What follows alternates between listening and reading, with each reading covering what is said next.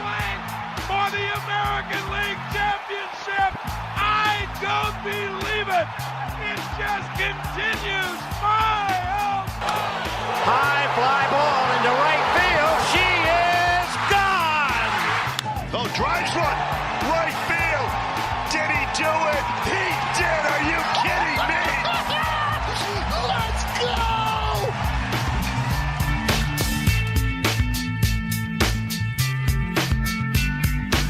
The FSS Plus podcast rolls on, and folks, welcome to my show. I am the captain now. No. I am the captain now. I'm alone today. Jason has decided to take this Thursday, March 21st off after ingesting too much dairy last night. He texted me this morning and said, I can't get out of bed, and when I do, it's not good for anybody. That's why Jason's not on. Jeremy Booth, obviously a very, very busy man. Couldn't get him away from his responsibilities. And, I won't sugarcoat it. I asked 15 people to co-host this episode with me, and I got 15 non-responses. So that kind of speaks to where things are at in my career and my reputation. The FSS Plus podcast rolls on another week. Another narrative for your listening pleasure. It is NL East week at FSS Plus. We're going to talk about the Braves, the Marlins, the Mets, the Phillies, the Nationals, and why you, yes, you, the listener, may soon be starting a game for the Miami Marlins on the mound. Not good. Yeah, news out of Miami, not good. Also, as we have done every week, I am going to give you 2 or 3 series this weekend that you should be paying attention to as a college baseball fan and a observer or general proprietor of the MLB Draft. Yeah, my word choice all over the place. Let me slam a little bit of this coffee here, and we'll get pumping, guys. All right, that's your ASMR for the day. The NL East, we'll do a couple of matchups. But before we do that, this past week on Monday, we released our 2024 MLB Draft update. And it was a pretty big update. I mean, obviously we re-racked the board entirely, but I think even more importantly, we came out with a new feature this past week called Stockwatch. And that Stockwatch feature has been welcomed by all you readers, and we really appreciate you guys taking some time to read what amounted to 39,000 words over 300 players. I said this on my own podcast on Overslot. My wife has grown weary of baseball. She's not a huge fan of how I spend all of my spare time writing about teenagers. But here we are. So let's talk about this top 300 update. I'll tell you a little bit about what I'm hearing inside the industry and kind of what moves the needle here, both at the top and kind of in the in those sandwich areas, the thickness of the board. Travis Bazzana moves from number 3 to number 1 in this class. Now, one thing that you're going to learn about me, and it's something that I take great pride in as a draft evaluator, I'm generally not swayed. I mean, slightly. Of course, we take into consideration industry conversations. I'm not just going to sit here and act like our board isn't built without some guidance of the folks that are on, backfields and behind chain link fences every single day. I wouldn't be doing my job if I wasn't using my networks. But I really like to stick to my guns. If I believe something in the draft, if I believe something when I'm evaluating a player, I generally stick to it. And I think that's visible last year, as I had Kyle Teal, the number 7 player in the draft. I had Arjun Namala, the number 8 player in the draft. And while those two guys went, Teal went, 12 or 13 to the Red Sox, and Arjun Amala went 20 to the Blue Jays. Colt Emerson, another example. I think I ended up with Colt Emerson at 12, and he ended up going 22 in the draft to the Mariners. I generally stick to my guns. It's not that I'm stubborn. It's that in this industry, scouting and evaluation and being public in how I do it, if you don't have an opinion, what do you have? You're really just regurgitating what someone else believes. And if that's what you're in this industry for, and you're in it for the news, not the growth and the learning, you're gonna flame out and burn out on it pretty quickly. So Travis Bazzana, before I get too far on a tangent, the number one player in the 2024 class, he leapfrogs J.J. Weatherholt, who has missed essentially the entire year with a hamstring injury, and Nick Kurtz, who is off to a slow start. I don't want to jump to conclusions with Nick Kurtz.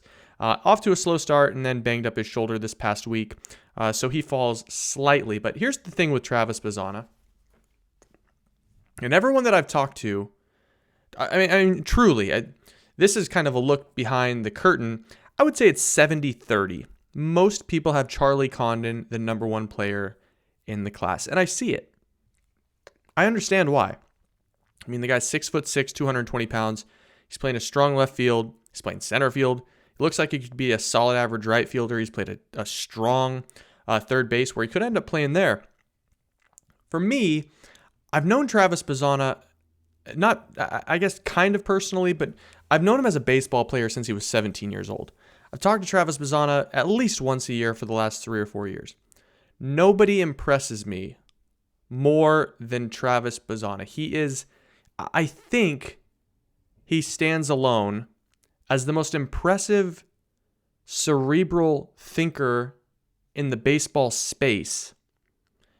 If there was one person in this draft that I would put my mortgage down on becoming a 3 to 3.5 win player, it's Travis Bazzana. Now, I'm not saying that Travis Bazzana has the ceiling that Charlie Condon does. And actually, I would probably say that, Condon has star potential. I think Charlie Condon could turn into a 5.5 win player. I believe that. I think he could hit 260 with 40 home runs. He's a really impressive specimen, and he still has projection left in that frame. And that's not something you can say about Bazzana. He's 6 foot, already a 200-pound frame. But Bazzana has only ever hit, whether it's on the Cape with a wooden bat, whether it's at Oregon State, whether it's in the West Coast League as a 17-year-old playing against fully grown college men, all he's done is hit. He's left-handed. He's a thinker. He's into the numbers. He's into the metrics. He's into the data. I'm just fully convinced that Travis Bazzana is going to be a steady, if not spectacular, pro. Condon does come in at number 2. And I prefaced Condon at the top by saying in another 5 or 6 weeks, Charlie Condon may hold the top spot on this board. I didn't want to jump to conclusions for myself personally. Condon had quite a bit of swing and miss in his game last year, and he hasn't nailed down a specific defensive role that I think anybody is truly comfortable throwing that profile on.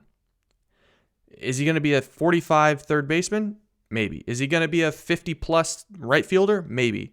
Is he going to be a 50-plus left fielder? Maybe. Is he going to be a 40 center fielder for the early part of his career? Is he going to be a Michael Saunders in center field? Maybe. Maybe early. Is he going to be Chris Bryant? Is he Nick Castellanos? Nobody really knows. Condon was so good in 2023, and he's always flashed the impact 70 grade raw power, and the hit tool has come along this year, but I just want to see him continue to bludgeon arms in the SEC, make me believe that against premium competition, this thing has taken a considerable step forward. I fully surrender to the fact that Condon probably has the most star potential on the college side in this class. But for me, if the draft was today, if I'm making a pick, I'm taking Bazzana. I'm taking Travis Bazzana, the above average center fielder, the solid average second baseman, the plus hitter, the above average power, the solid to above average runner who could steal 25 bags and hit 25 bombs. That's where I'm going with my first pick. As we work down the top 10, JJ Weatherholt falls just to number 3. I would really like to see him get back on the field soon. Although, hey, we're at close to a month without JJ Weatherholt, and I'm really beginning to think when he does come back, he's just going to DH. West Virginia needs him in the lineup.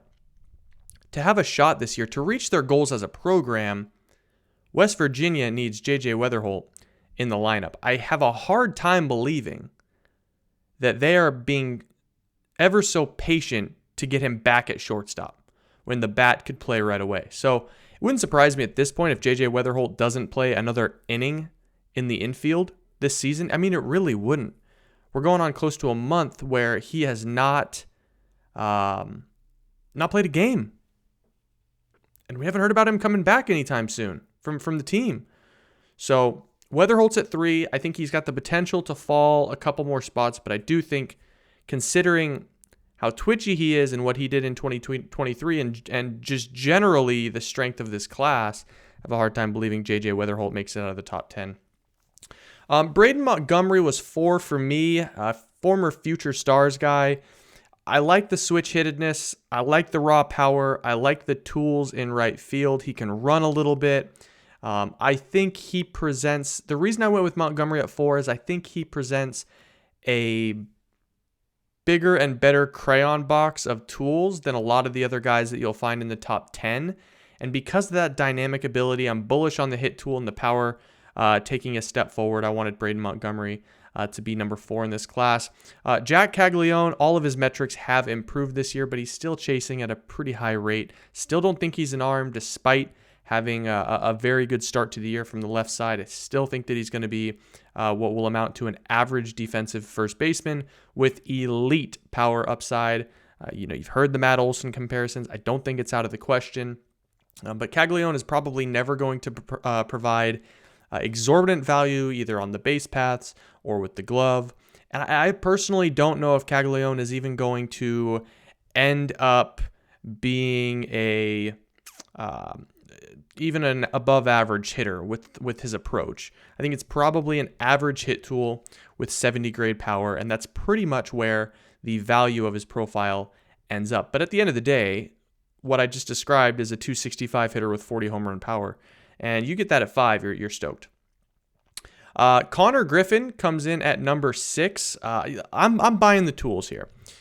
I'm buying the tools because the options for me here, it came down to Griffin, it came down to Nick Kurtz, and it came down to Chase Burns. And I tell you, Chase Burns is probably 3 or 4 more just dominant outings away from being in my top 5 or 6.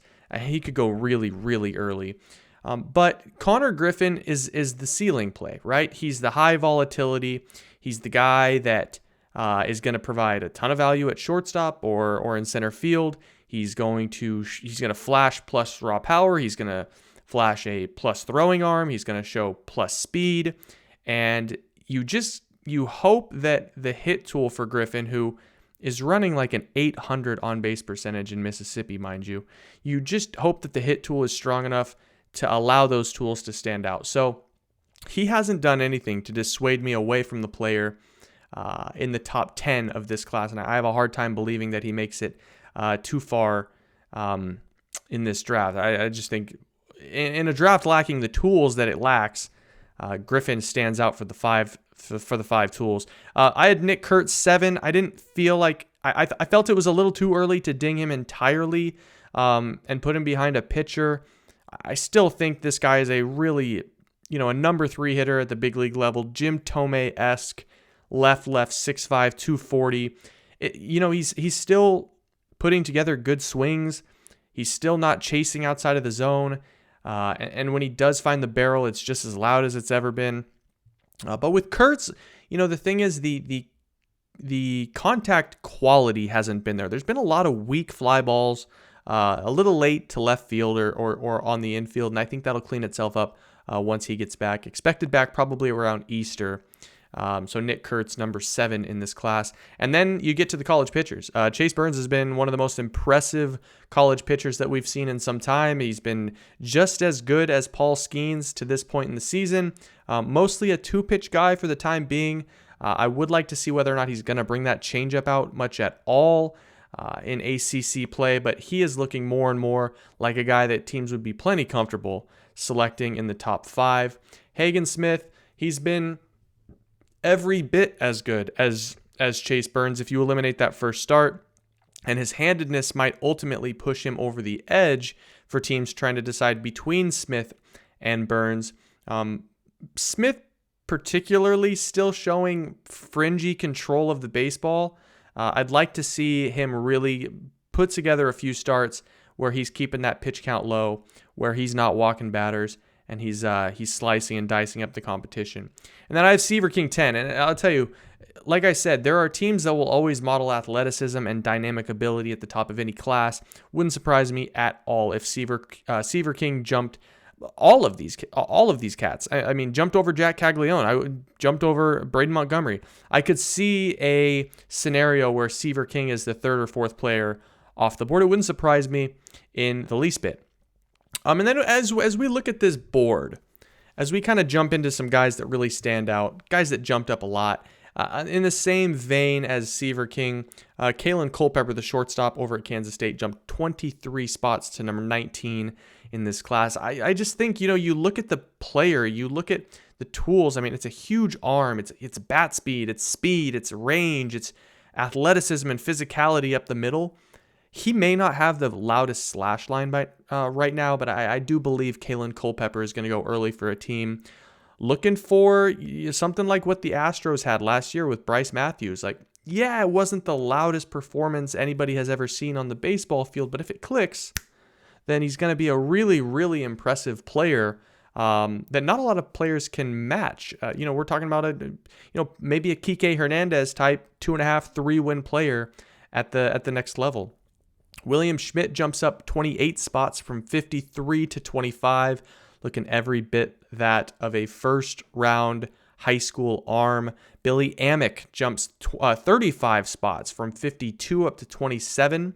Third baseman at Tennessee is showing a ton of power and a lot more defensive value than a lot of people gave him credit for coming into this season. I mean, I personally had in his blurb, Billy Amick is probably a first baseman.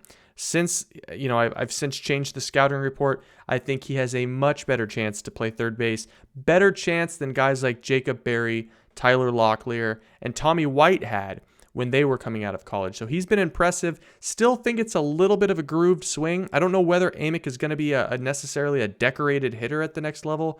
I think he has a hard time staying alive when he does chase outside of the zone. So something to track. I think my biggest riser on the college side, at least one that really stands out, Florida State outfielder / first baseman James Tibbs III jumps 100 spots. 100 spots. He jumps from the 4th round, early 5th round even, to number 29, a projected late 1st round pick, maybe a compensatory pick.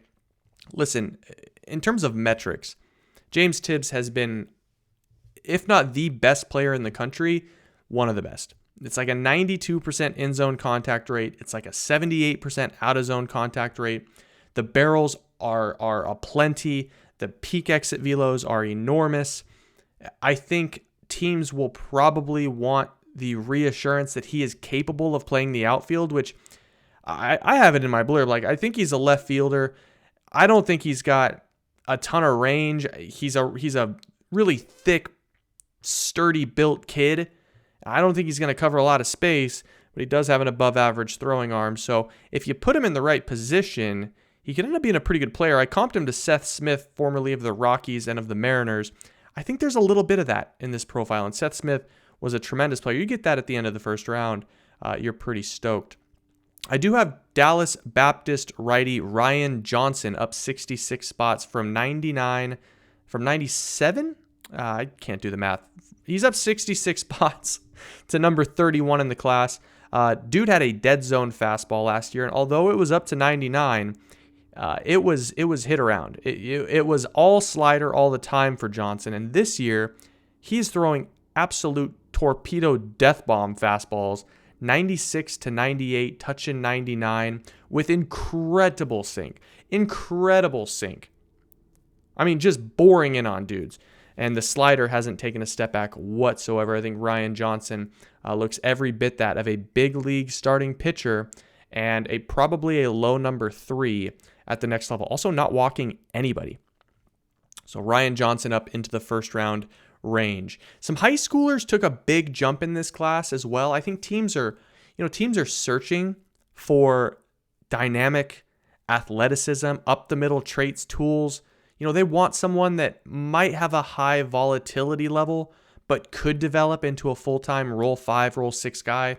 Kellen Lindsay is obviously the big one, up 267 spots to number 35. He was not ranked on the previous February 2nd top 300 board. He's been a pop-up. I mean, plain and simple, he's been a pop-up. He's getting Trea Turner comps. Probably the fastest player in this draft. 80 grade runner he absolutely burns down the line. And if you're listening to this on Thursday, Friday, Saturday, whenever, I'll give you a quick look behind the curtain. Kellen Lindsay is going to be our guest on the Spotlight Show on Monday. You can see that at Future Stars Series YouTube channel. Really, really interesting. Get humble beyond his means. I really liked how he came across. Wyatt Sanford up 53 spots to number 36. He's adding, he showed increased bat speed, foot speed, more physicality, left-handed. A lot of people really high on Wyatt Sanford right now. And then you're going to see guys like Luke Holman. You're going to see Ryan Forcucci. You're going to see some of these college arms that have performed early. And while they may not be absolutely, showing scouts that they're for sure first rounders, they're certainly in the competition bucket right now. So that's where we're at. That's the new top 300. A little bit of a look forward. We will have a top 400 released in roughly 4.5 weeks from today, toward the end of April. Like I said, we will expand to 400 players, and the Stock Watch feature, of course, will return next week, March 28th, I believe. It could be March 27th. We'll see what the calendar looks like. We will be releasing the Future Star Series Plus Top 100 college prospects for the 2026 MLB Draft. And I'll just give you a bit of a headliner here. I do not have a college player number 1 in that class. I think it's going to be a good class, but there's a high schooler by the name of Grady Emerson that, boy, does it look like he has all of the tools in the bucket. Grady Emerson, a name to know. All right, so how's that? Not bad, right? Do a little bit more ASMR with the coffee. As we look forward here to this upcoming weekend, the weekend of the 21st through the 24th, not a great weekend for college baseball. I gotta say, it's a little bit quiet on the ranked matchups perspective, but there are a couple of good ones, and one in particular that I'm really excited about. So we'll jump into that first, and that's going to be Texas A&M and Mississippi State. Now, if you're listening to this on March 21st, Thursday, March 21st, hop over to your televisions pretty much right now. Mississippi State and Texas A&M play tonight at 6:30 Central at Bryan College Station. This is going to be a good one. This is going to be a really good one. A lot of ranked players in this matchup, a lot of draft prospects in this matchup, and it all starts at Mississippi State. Really, I mean, we can go and talk about Braden Montgomery. We've already done that, but let's start with Mississippi State. Dakota Jordan, outfielder, Mississippi State, arguably the most raw power in this class. It's enormous raw power. He's got an above average to plus throwing arm in right field. I'm not sold that he's ever gonna hit, but I think he's gonna be a guy that's gonna go in the Comp A or early second round. I believe he was number 49 on my top 300 update here. He's actually fallen 11 spots just because he hasn't proven that he can hit. But if you're looking for someone that is just an absolute tank and full of physical tools, Dakota Jordan, right fielder for Mississippi State, is every bit as much exciting as Braden Montgomery, just with more holes in his offensive game. Hunter Hines, the first baseman at Mississippi State, I currently have a 5th round grade on him. Enormous raw power from the left side. And then there is a host of arms for Mississippi State that are all going to get drafted this year. And this one actually really excites me. This is a team that I think is kind of sneaky when it comes to Omaha. But check this out. So you're going to get Nate Dome, who throws 99. I mean, it's an incredible arm. 6'3", 215, up to number 166, up from 180 on my last update, up 14 spots. Nate Dome, just a really, really good arm. You'll see him early in the series. Jurangelo Cinche, one of the biggest climbers in this update, up to number 124 from 203. He's up about 80 spots. He's the switch pitcher. Cinche is the one that's going to throw right-handed. He's going to throw left-handed. But the slider has taken an enormous step forward this year, and the fastball is once again 97 to 98 at peak. Just 5'11", 180 pounds, and then he'll flip over some nasty sliders and mid-90s heat from the left side too. But it gets better. Cal Steven is probably going to be either the Saturday or the Sunday guy. I know he's been rotating back and forth, but he was a transfer in this year from Purdue, 6'4", 225 pounds, just a bulldog of a guy. Cal Steven was not on my first top 300 update in February because I wasn't that impressed with him at Purdue. Well, Cal Steven now in that 5th or 6th round range, about number 200 in the class for me on my board. And then it doesn't stop. I mean, Colby Holcomb is out there. He's probably going to get a ton of time on Sunday. Colby Holcomb has fallen a little bit on my board just because he hasn't gotten the amount of starts and innings that some of the other guys have. But Holcomb's another arm that's a pro arm, and he's going to be a good one. And then I'll give you a sleeper here. He was number 299 on my first board. He's up to 246, and I don't know if he has that much defensive value, to be honest with you, but Bryce Chance is a second baseman-ish at Mississippi State. He's probably going to DH. This dude hits everything. I mean everything. If you saw my tweet the other day about Joshua Kuroda Grauer, Bryce Chance was right next to him. So if you're looking for just a hitter's hitter, Bryce Chance, Mississippi State. On the Texas A&M side, of course, Braden Montgomery up 12 spots in this update, which is kind of unheard of when you're already at 16. He jumps from 16 to 4 on the update. I've already talked about him. He's an insane talent. I think he's going to go really, really good in this draft. Ali Camarillo was 217 on my initial update. He has taken quite a big jump in this update as well. He's up to 177. He's improved his stock by about 2 rounds. Defense first, put the ball in play type of guy. There's almost no impact in his bat.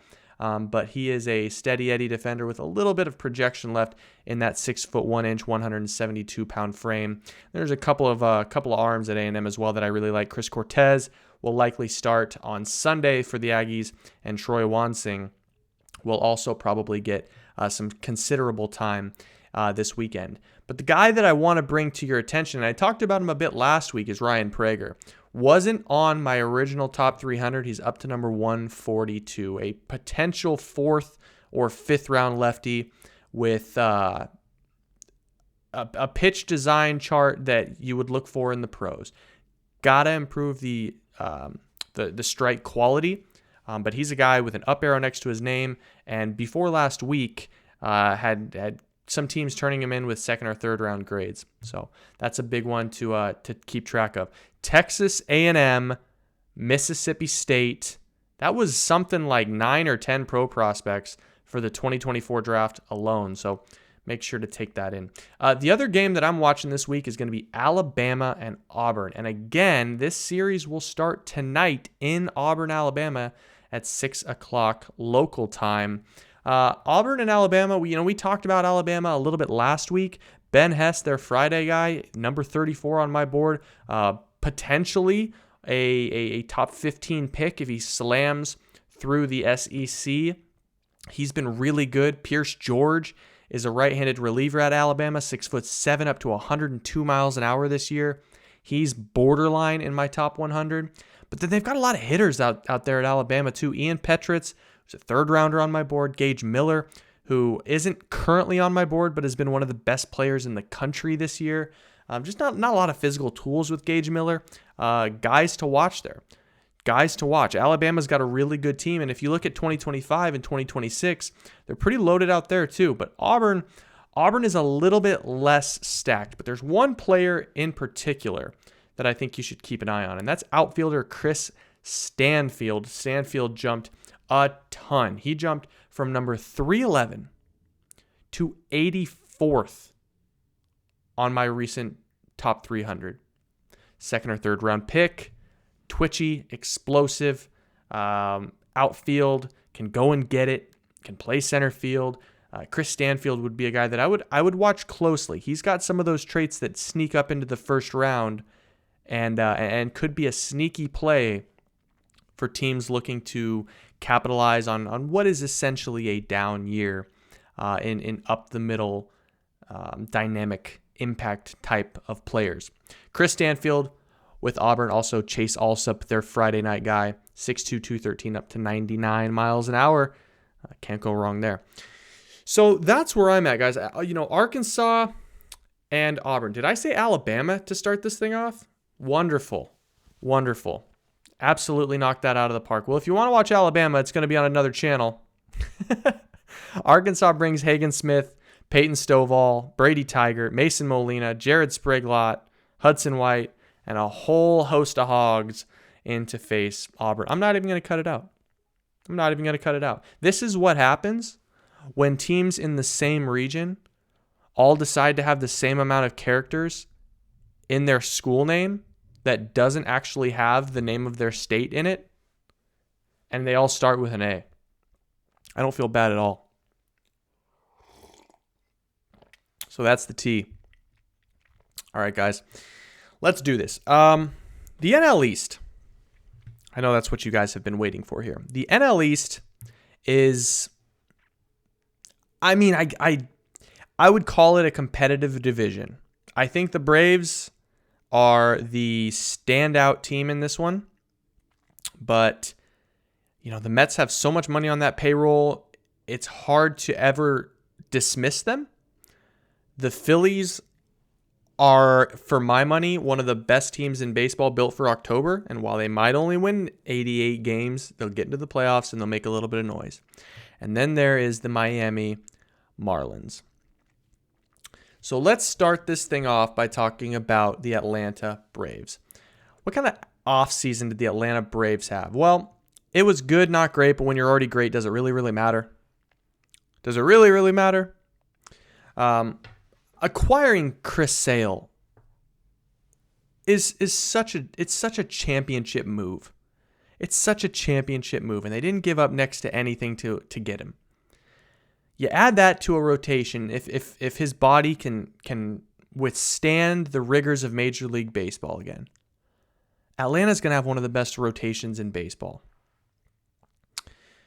I think if you take Chris Sale, I think the big one for me, the question mark for me, and it's what a lot of people are going to ask coming into this episode, is the Jared Kelenic acquisition. Now, I preface this by saying they gave up almost nothing.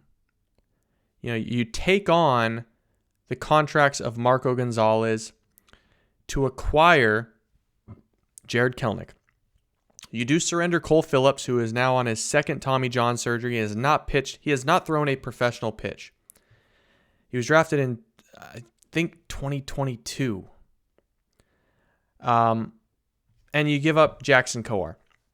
So if Jared Kelenic can realize his potential and manifest what has been a breakout waiting to happen for the better part of 3 or 4 years now, it could go down as one of the biggest shellings of a trade in recent memory. I mean, if Jared Kelenic turns into a 4.5, 5-win outfielder and they control him for 4 or 5 more years, the Braves, will have fleeced Seattle in that deal. But with Adam Duvall already in Atlanta, Jared Kelenic already being informed he will be a platoon guy, I think the opportunity and the path toward that happening is pretty low. Ronaldo Lopez and Aaron Bummer are going to be two of the most underrated acquisitions of the entire offseason. I think they really round out what was already a pretty good bullpen. And even if they throw Ronaldo Lopez into the rotation, which I don't think they should do, it just points to how deep that staff is. So I give the Braves like a B+. It was a really good offseason. They didn't give up next to anything, and they took shots on some guys. One thing that's I think a little interesting about these acquisitions is Chris Sale and Jared Kelenic are guys that have been very, very intense in the dugout. And for some teams, they can withstand that sort of personality, and some others cannot. And I think having an old school coach, an old school manager like Atlanta, they should probably be okay. They won't put up with that shit. So a good offseason for Atlanta. Nothing like incredibly splashy outside of the Chris Sale deal, who has red flags and question marks of his own, but a good offseason in Atlanta. Miami, on the other hand, I don't know what Miami's doing. I'll just put it out there. I don't know what they're doing. So you hire Peter Bendix from the Rays, right? Upgrade the front office, get it into a position where it can keep up with the rest of the league from a data and progressive standpoint. Well, I think what should have been taken from that Peter Bendix hire is they have no interest in spending money in Miami. And I would almost go as far as to say they regret the Avisail Garcia spend. They regret some of the other contracts from over the last couple of years that haven't worked out. And now they're just going to play it out. So while I think Bendix is going to do well for Miami, I don't think it's going to be this year. I mean, what exactly did they do? They signed Tim Anderson, which is great. I think Tim Anderson is the perfect bounce back candidate for the 2024 season. But the rotation as it stands today has AJ Puck in it, who was a closer last year. Yuri Perez is not going to start the season with the team. Sandy Alcantara is not going to start the season with the team. Max Meyer, not going to start the season with the team. And so on and so forth. Sixto Sanchez has been a nice story this spring training, but I don't know what this... Jesus Luzardo is good, but he'll give you 1 day a week. So for the Miami Marlins not to go out and sign a couple of veteran starters, or not to go out and round out that lineup, like we hear from Jazz Chisholm, oh, there's more accountability in Miami now. That's great, but is there more talent? I think this was it can't be a complete wash with Peter Bendix in the fold, because I think he's one of the best and brightest and truly an up-and-comer in this industry. And, Miami also hired Frankie Pillier from Seattle to be their new scouting director, and that's going to be an enormous infusion in process for a draft organization that has at times not felt like they had an actual plan or process in the draft. I liked what they did last year with Thomas White and Noble Meyer, capitalizing on the high school pitching market when everyone else was paying attention otherwise. But this team needed help. This team was close enough to competing in 2024 that they should have continued to push their chips in, especially on one-year deals, and they didn't do it. That's frustrating to me as a baseball fan. So the New York Mets, David Stearns brought in. It's fine. Harrison Bader, G-Man Choi, Luis Severino, Sean Manaea, Diekman, Fujinami, Jorge Lopez. Like, those are a lot of good players, especially guys that you can flip in July. But it doesn't necessarily seem like New York is continuing to push their chips in to try and win a World Series after spending all that money over the last couple of years. Max Scherzer is no longer there. Justin Verlander is no longer there. I don't exactly know,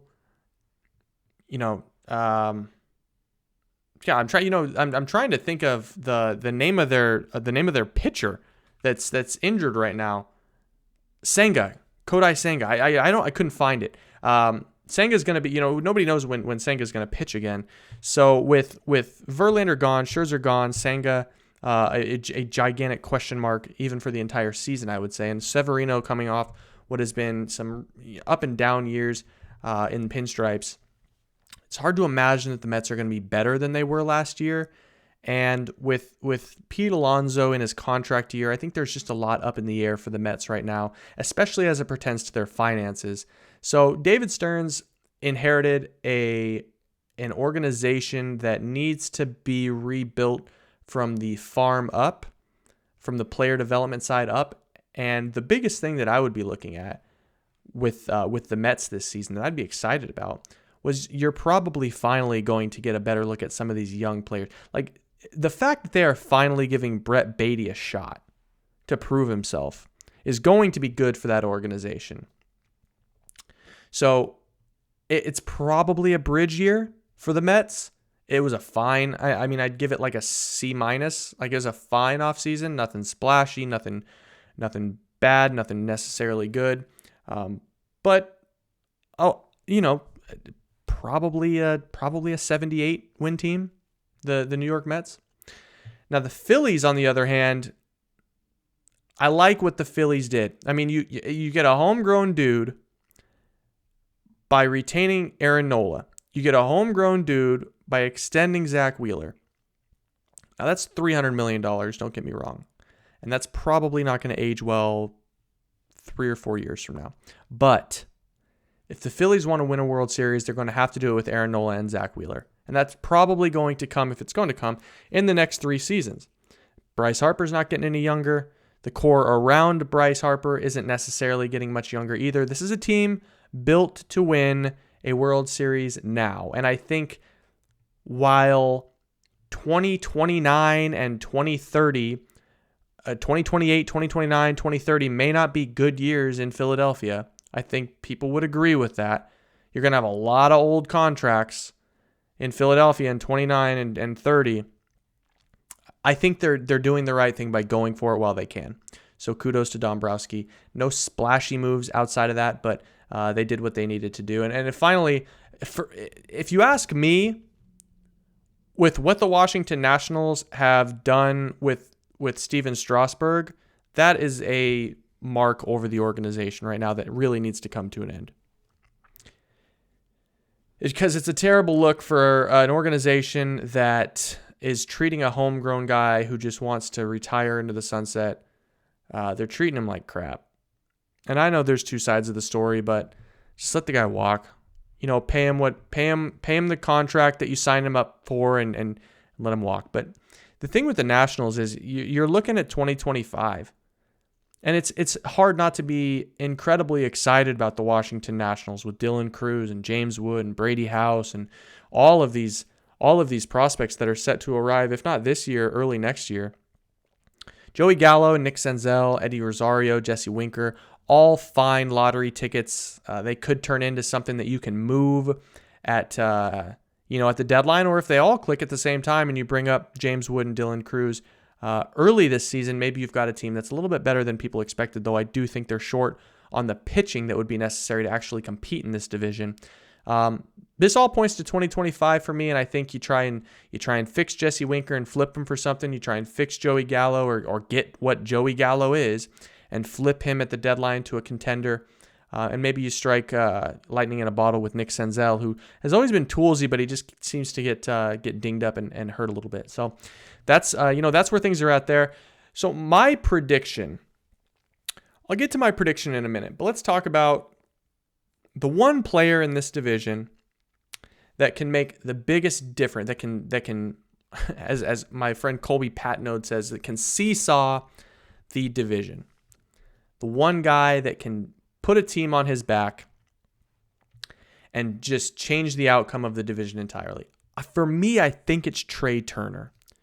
Turner is going on I believe this is year 3 now. It might be year 2. 2023 felt like a long season. Might be year two.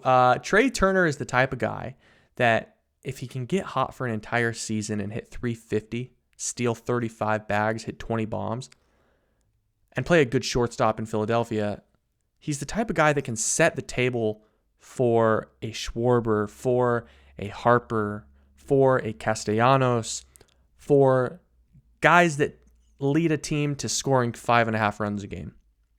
And I think if Turner gets hot with the pitching that they already have in Philadelphia, I think they could win 96 to 98 games. I do. But without that table-setting force at the top, and don't give me the Kyle Schwarber should lead off. I hate that. What's the point? What's the point of having Trea Turner if you're going to bat him behind a guy that's station to station? That doesn't make any sense to me. So Trea Turner's the guy that I think could not single-handedly win this division for the Phillies, but could win this division for the Phillies. Maybe the Braves rotation slumbers a bit, and Turner is the MVP version of Trea Turner. That's what I'd be looking for this year. And I think it's probably a two-horse race. I think you've got two 94 to 96 win teams here. I think the Atlanta Braves are every bit that of a 94, 95 win team, maybe better than that, depending on how some of these pawns at the back end of that lineup kind of line out. You know, if Jared Kelenic hits, maybe it's a 97 win team. The Phillies, again, you know, this is a team that could win 87 games again, but could go to the World Series. I personally think this is the year that the Phillies have, they stress a bit more urgency in the regular season and they win 94 to 96 games. I think it's a two-horse race. I think the Mets will probably come in third. I've got the Mets winning 78 games. I have the Marlins winning 76 games. Listen, it's not that I don't believe in Miami. It's that they don't have enough offense to sustain the injuries that this rotation has been overcome by. And I do have the Nationals finishing fifth, though it wouldn't surprise me if the Nationals finished as high as third if an infusion of young talent kind of I guess is the appetizer for what could be a very, very fun 2025 season. We'll leave it with this. The NL East. And I don't like, I don't like doing this, but who's on the hot seat? Well, it's not Alex Anthopoulos in Atlanta. I'll tell you that right now. It's not Peter Bendix in Miami. I'll tell you that right now. It's certainly not David Stearns in New York. I'll tell you that right now. And for my money, it's probably not Dave Dombrowski in Philadelphia. Dave Dombrowski is there for one reason. It's to bring in the best talent and to put a winner on the field every year. And I have a hard time seeing any situation outside of the Phillies cratering and winning 78 games to where that ownership group would say, let's bring in someone new. I mean, I think everyone realizes the roster in place is going to be the roster in Philadelphia for the foreseeable future. Not a lot of additions on the horizon for Philadelphia in the coming years. Not with where that payroll's at. So that takes me to Washington. I'm a huge Mike Rizzo fan. The Steven Strasburg contract left a mark on Mike Rizzo's reputation, I guess would be one way of saying it. He did walk away from Anthony Rendon, which ended up being a really good move for him. But they lost Bryce Harper, who's been a superstar in their division, and he's been there a very long time. Now, I look at Mike Rizzo like this. He comes from a scouting background. He's put together a beautiful farm system. We all keep in mind, he also moved Juan Soto. Got a ransom for him, though he did a wonderful job there. But Mike Rizzo, by virtue of having been there for so long, that I think if the Nationals come out and they win 69 to 71, 72 games, maybe a change takes place. I don't see it. The Nationals are very loyal to their leadership. Davey Martinez just got a big contract extension. I don't see any of those guys going anywhere. So I wouldn't say any of these leadership cogs have any sort of any sort of warmth underneath their seat. Nobody's on the hot seat in the NL East. But if things really go awry, if things really fall apart, the Washington Nationals are probably the organization that would have to look in the mirror and say, where's this going? And maybe the strength of the farm system keeps Mike Rizzo there inherently anyways. So that's where I'm at. Trea Turner, most important player in this division. Mike Rizzo, not a great chance that he gets let go, but probably the closest thing to a hot seat you can find in the NL East. And the Atlanta Braves, once again, with 95 wins, win the NL East over the Philadelphia Phillies. Although, like I said, it's going to be close.